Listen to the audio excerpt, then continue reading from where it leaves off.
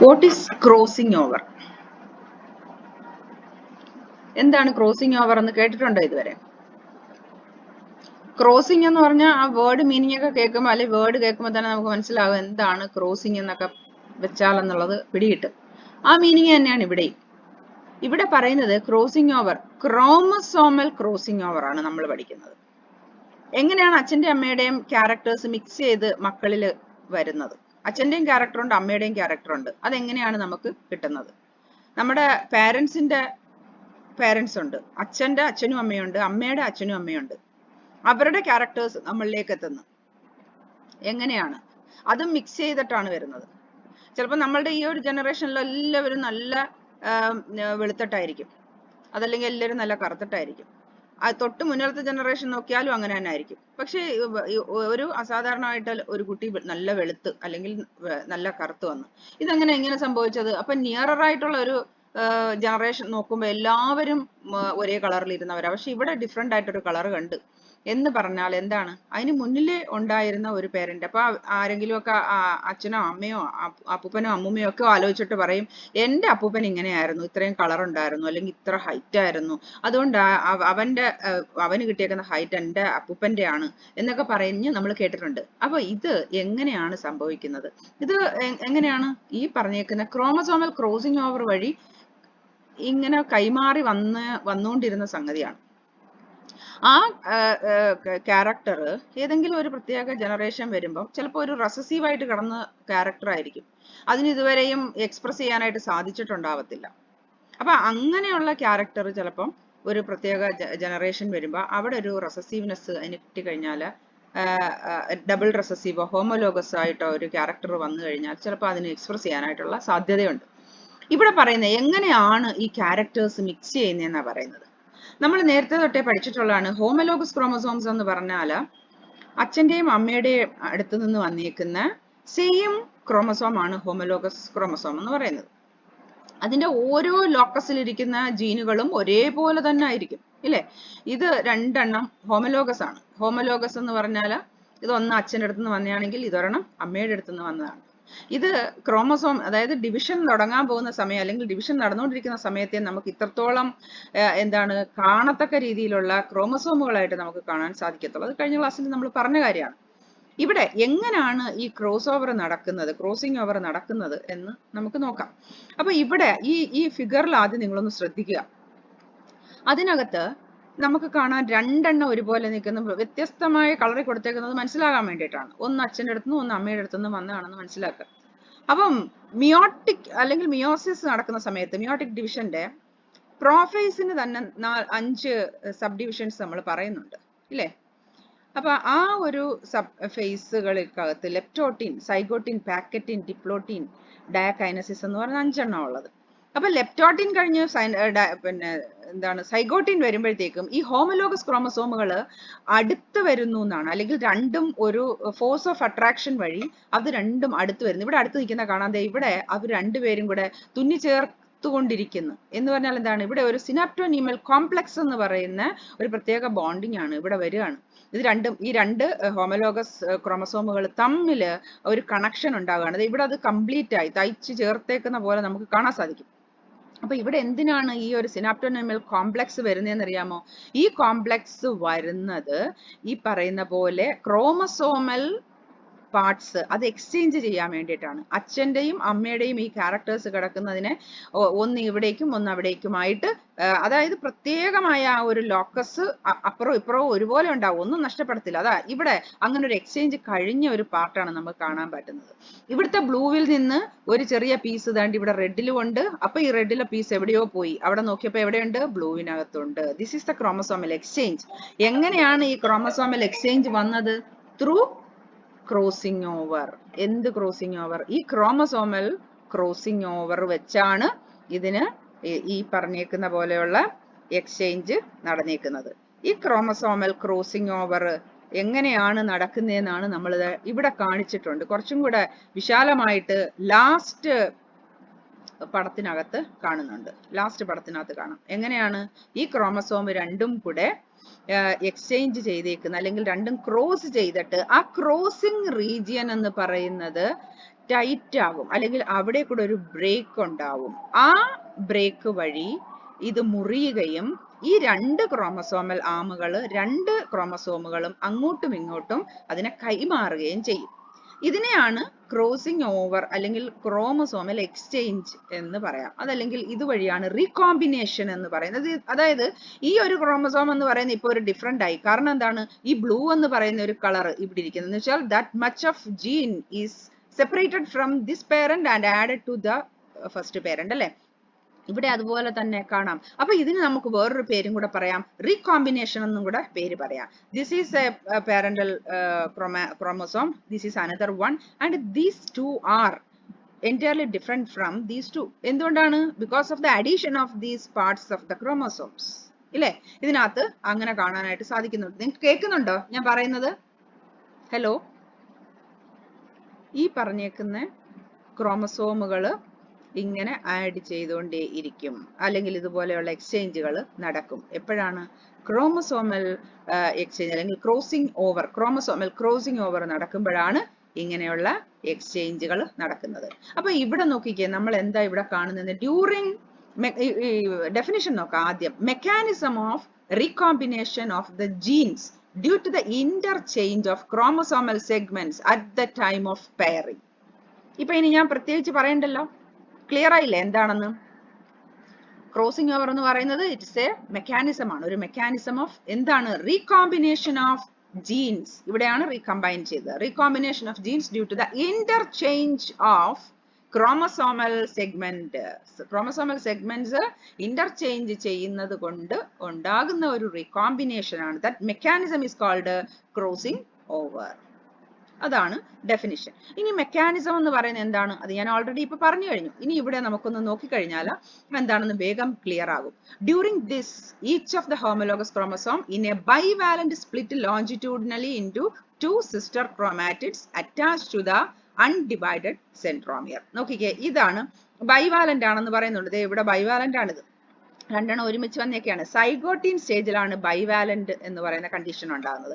അതുപോലെ തന്നെ ടെട്രാവാലന്റ് ഉണ്ട്, അത് വരുന്നത് പാക്കറ്റിൻ സ്റ്റേജിലാണ്. നമുക്ക് അങ്ങനെ ഒരു കാര്യം വ്യക്തമായിട്ട് കാണിക്കാൻ വേണ്ടിയിട്ട് ഞാൻ ഇവിടെ ഒരു പടം വെച്ചേക്കുന്നത്. എന്താണ്? ഇവിടെ നോക്കിക്കേ, ഇവിടെ ഈ പറഞ്ഞേക്കുന്ന പോലെ ക്രോമാറ്റിഡ്സുകൾ കാണാം, രണ്ടെണ്ണമാണ്, രണ്ട് പേരന്റിന്റെ ഓരോന്നാണ്. ഇത് എങ്ങനെയാണ് ഈ ക്രോമസോമായിട്ട് മാറിയേക്കുന്നത്, അല്ലെങ്കിൽ രണ്ട് ക്രോമാറ്റിഡുകൾ ഉള്ള ഓരോ ക്രോമസോമുകളായിട്ട് മാറിയേക്കുന്നതെന്നാണ് ഇവിടെ കാണുന്നത്. Through replication. ഇത് റെപ്ലിക്കേറ്റ് ചെയ്തതിന് ശേഷം എന്താണ്? സെൻട്രോമിയറിൽ അറ്റാച്ച് ചെയ്തതും എന്നാൽ 4 ക്രോമസോമൽ ആമുകൾ ഉള്ളതും അതിലെ 2 ക്രോമാറ്റിഡുകളുമായിട്ടുള്ള ക്രോമസോമുകൾ രൂപപ്പെടും. ഇല്ലേ? അപ്പം ഇത് ഒരുമിച്ച് ചേർന്നിരിക്കുന്ന ഇതിന്റെ ഈ രൂപമാണ് ബൈവാലന്റ് എന്ന് പറയുന്നത്. ഈ ബൈവാലന്റ് കണ്ടീഷൻ കാണുന്നത് സൈഗോട്ടീൻ എന്ന് പറയുന്ന സ്റ്റേജിലാണ്. ആ സൈഗോട്ടീൻ സ്റ്റേജ് മിയോസിസിന്റെ പ്രോഫേസിനകത്തുള്ള രണ്ടാമത്തെ സബ് സ്റ്റേജ് ആണ്. അപ്പൊ ഈ സമയത്താണ് സിസ്റ്റർ ക്രോമാറ്റിഡുകൾ എന്ത് പറയുന്നത്? ഇതിങ്ങനെ വന്നതിന് ശേഷം ഇവിടെ നോക്കൂ, ഇതിപ്പം ഒരുപോലെ ഇരുന്നല്ലേ, ഇത് ഇവിടെ നോക്കിക്കേ, ഇത് രണ്ടും സെപ്പറേറ്റ് ആയിട്ട് മാറി എന്ന് പറഞ്ഞാൽ എന്താണ് സംഭവിച്ചേക്കുന്നത്? ഡ്യൂപ്ലിക്കേറ്റ് ചെയ്ത് അല്ലെങ്കിൽ അതിനെ സെപ്പറേറ്റ് ചെയ്തേണ്ട ഇത് മാറിക്കഴിഞ്ഞു, എരട്ടിക്കലായി മാറിക്കഴിഞ്ഞു. ഇല്ലേ? അപ്പൊ എന്നാലും ഇവിടെ സെൻട്രോമിയറുകൾ എല്ലാം അറ്റാച്ച് ചെയ്തിരിക്കുകയാണ്. അപ്പൊ ഇത് കംപ്ലീറ്റ് ആയിട്ടും ഡിറ്റാച്ച് ചെയ്തിട്ടില്ല, പക്ഷേ ഇത് ഇപ്പൊ ഒരു സെപ്പറേഷനിലായി. ഇനി ഇവിടെ മാത്രമേ ഉള്ളൂ ഒരു ഡിവിഷൻ നടക്കേണ്ടതായിട്ട്. അതാണ് അടുത്ത മെറ്റാഫേസ് എന്ന് പറയുന്ന സ്റ്റേജിലേക്ക് പോകുമ്പം ഈ സെൻട്രോമിയർ എല്ലാം കൂടെ പോയിട്ട്, ഈ ക്രോമസോമുകളെല്ലാം കൂടെ പോയിട്ട് ഇക്വറ്റോറിയൽ പ്ലേറ്റിൽ അറേഞ്ച് ചെയ്യുകയും അവിടുന്ന് ഈ സെൻട്രോമിയർ അതിന്റെ ഫൈബർ എന്താണ് സ്പിൻഡിൽ ഫൈബേഴ്സ് വന്ന് അറ്റാച്ച് ചെയ്തതിനെ 2 വഴിയിലേക്ക് പിടിച്ചോണ്ട് പോവുകയും ചെയ്യും. അപ്പൊ പിടിച്ചോണ്ട് പോകുന്ന ഏതാണ്? മിയോസിസിന്റെ കണ്ടീഷനിലാണെങ്കിൽ ക്രോമസോമുകളുടെ എണ്ണം പകുതി അങ്ങായിട്ട് കൊണ്ടുപോകും. അവിടെ സെൻട്രോമിയർ ഫസ്റ്റ് മിയോട്ടിക് ഡിവിഷനിൽ നടക്കത്തില്ല. അതേസമയം സെക്കൻഡ് മിയോസിസിലാണെങ്കിൽ സെൻട്രോമിയർ ഡിവൈഡ് ചെയ്യും. ഞാനിപ്പോ സെൽ ഡിവിഷന്റെ ഒരു ക്ലാസ് എടുക്കുന്നില്ല, കാരണം സൈറ്റോളജിയിൽ നമ്മൾ ഇതൊക്കെ പഠിച്ചതാ. ജസ്റ്റ് നിങ്ങൾ ഓർത്തോളൂ ഇത് ഞാൻ പറയുമ്പോൾ. അതേസമയം മൈറ്റോസിസ് ആണെങ്കിൽ ഒറ്റ ഒരു മൈറ്റോട്ടിക് ഡിവിഷൻ എന്ന് പറഞ്ഞാൽ ഒരു പ്രാവശ്യം നടക്കുന്നുള്ളൂ. മിയോസിസ് ആണെങ്കിൽ 2 നടക്കുന്നുണ്ട്, അത് നമുക്കറിയാം. മൈറ്റോസിസ് നടക്കുന്ന സമയത്ത് മെറ്റാഫേസിൽ ആ ക്രോമസോമുകൾ വന്നിട്ട് ഇക്വറ്റോറിയൽ പ്ലേറ്റിൽ അറേഞ്ച് ചെയ്യുകയും അവിടെ സെൻട്രോമിയറിനകത്തേക്ക് ഈ സ്പിൻഡിൽ ഫൈബേഴ്സ് അറ്റാച്ച് ചെയ്ത് 2 ഇടത്തോട്ട് വലിച്ചുകൊണ്ട് പോകുന്നത് കൊണ്ട് ക്രോമസോമുകൾ പകുതിയായിട്ട് മുറിഞ്ഞിട്ടാണ് പോകുന്നത്. ആ മുറിഞ്ഞതിന് ശേഷം 2 പോളിലേക്കും പോകുമ്പോഴാണ് ഇത് ഡ്യൂപ്ലിക്കേറ്റ് ചെയ്ത് പഴയ ഒരു സ്ട്രക്ചറിലേക്ക് തിരിച്ചു വന്ന് ഫുൾ നമ്പർ ഓഫ് ക്രോമസോംസ് ഉള്ള 2 സെല്ലുകളായിട്ട് മാറുന്നത്. ഇവിടെയാണെങ്കിൽ റിഡക്ഷൻ ഡിവിഷൻ ആണ് നടക്കുന്നത്. ഫസ്റ്റ് മിയോസിസ് എന്ന് പറയുന്ന റിഡക്ഷൻ ഡിവിഷനും സെക്കൻഡ് മിയോസിസ് എന്ന് പറയുന്നത് exactly similar to the mitotic division എന്നാണ് നമ്മൾ പറയുന്നത്.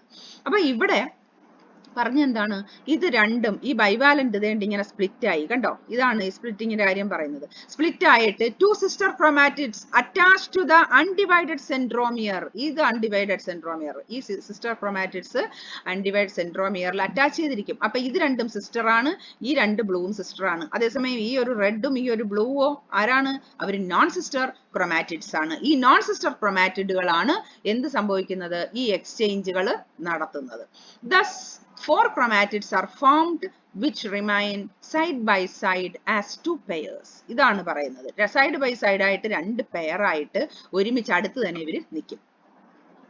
പാക്കറ്റിൻ സ്റ്റേജിൽ ഇത് ഈ ഒരുമിച്ച് നിൽക്കുന്ന ഈ ഒരു കണ്ടീഷൻ ആണ്. ബൈവാലന്റിൽ നടക്കുന്ന കണ്ടീഷൻ ഇങ്ങനെയാണ്. ഞാൻ ഇവിടേക്ക് കാണിച്ച് പറയുന്നതെന്ന് വെച്ചാൽ വ്യക്തമായിട്ട് നിങ്ങൾക്ക് മനസ്സിലാകാൻ വേണ്ടിയിട്ടാണ്. യഥാർത്ഥത്തിൽ ഈ രൂപത്തിലേക്ക് എത്തി പോകുന്നത് പാക്കറ്റിൻ സ്റ്റേജിൽ ആകുമ്പോഴാണ് ക്ലിയർ ആയിട്ടും ഈ ഒരു സ്റ്റേജിലേക്ക് പോകുന്നത്.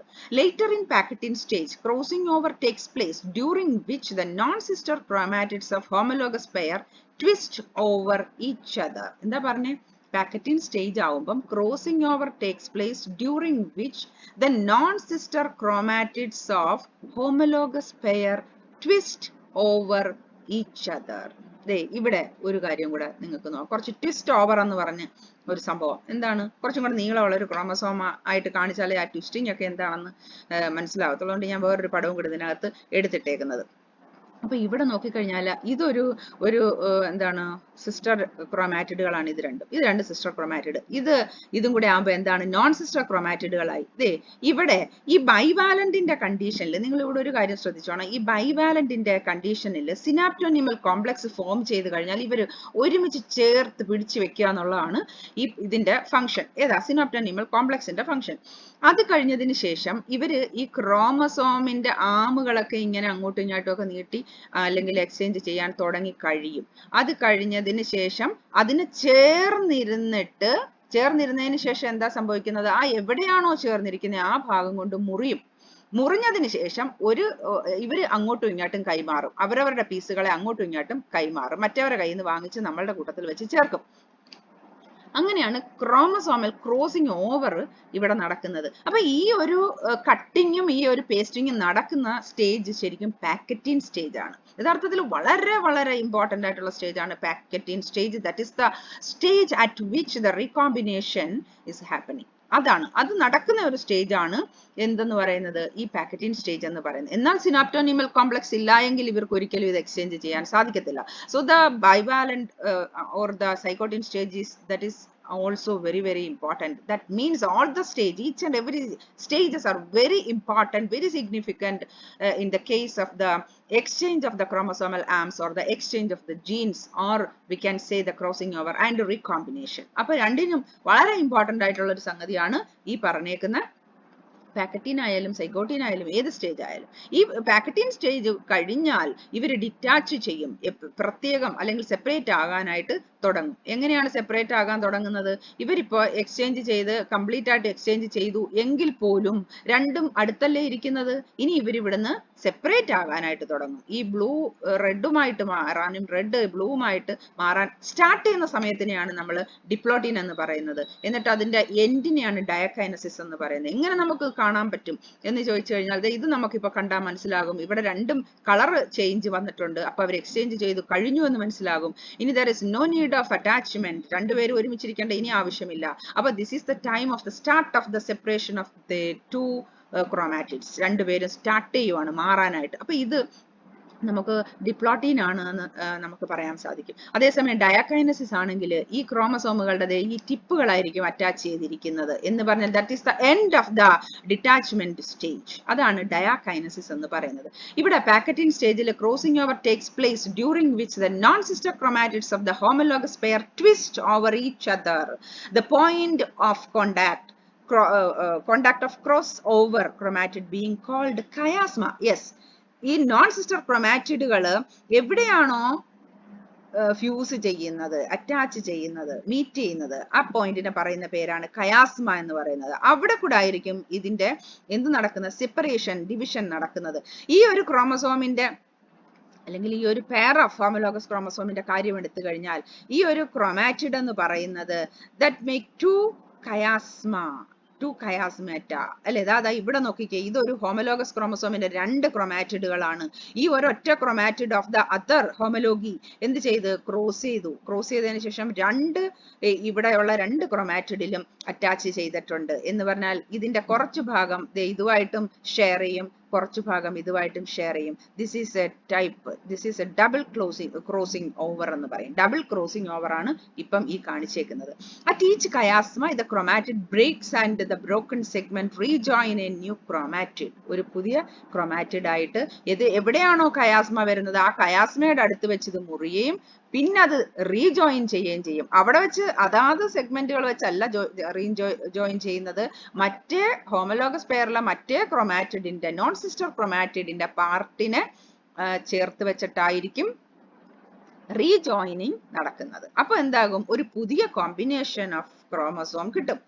Thus, exchange of parts of chromatids bring about alteration of original sequence of genes in the chromosome. അപ്പൊ എന്ത് പറ്റി, ഒറിജിനൽ സീക്വൻസിൽ തന്നെയാണ് എങ്കിലും ഈ പറഞ്ഞേക്കുന്ന ഹോമോലോഗസ് ക്രോമസോമുകളിലെ അലീലുകൾക്ക് ഡിഫറൻസ് ഉണ്ടാകാം. ചിലപ്പോൾ നീളം കൂടുതലെന്ന് പറയുന്നതാണ്. അപ്പൊ അച്ഛന്റെ ഇവിടെ ഞാനൊരു എക്സാമ്പിൾ പറഞ്ഞാൽ, ഈ ഭാഗത്ത് ഇതിപ്പം ഈ ബ്ലൂ എന്ന് പറയുന്നത് അമ്മയുടേതാണ് എങ്കിൽ ഈ റെഡ് അച്ഛനും എന്ന് വെച്ചു.